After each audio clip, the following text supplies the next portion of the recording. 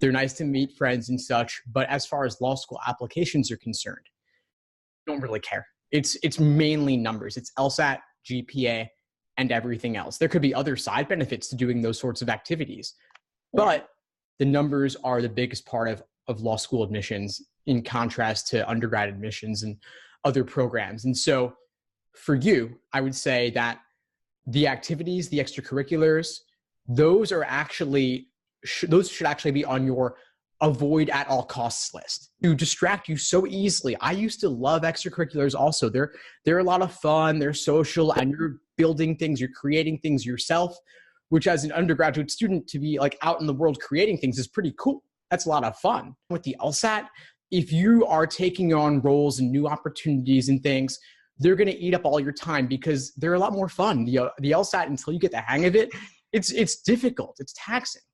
So could you, for just this summer, make the LSAT your top priority and get it out of the way? And you're someone who's into schedules, so you might like Cal Newport's book, Deep Work, where he talks about how to get things done and avoid multitasking, avoid distractions. And so there are two ways to do that. One way is to go into kind of a monk mode where you go off by yourself for a few months, no distractions, no internet, nothing, and just focus. That's obviously not reasonable for most people or realistic. So there is an alternative where you block off chunks in your day, in your week, let's say 9 a.m. to 12 p.m.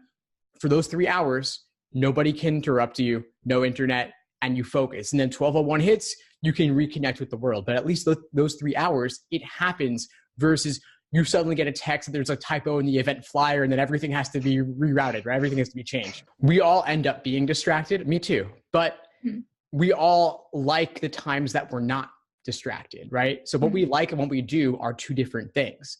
And it takes a little bit of self-control, honestly, discipline to put the phone on airplane mode, turn off the Wi-Fi on the computer, and actually just focus on the task at hand for a couple of hours. There's a great app, by the way, called Focus, if you want to use your phone in a productive way to actually help you focus rather than be distracted. So you might look into that also. It involves a technique called the Pomodoro technique, where you do work in chunks and you take breaks in chunks so that you always know there is a break coming up. There is a chance to do something that's mindless for a moment, to check emails or whatever.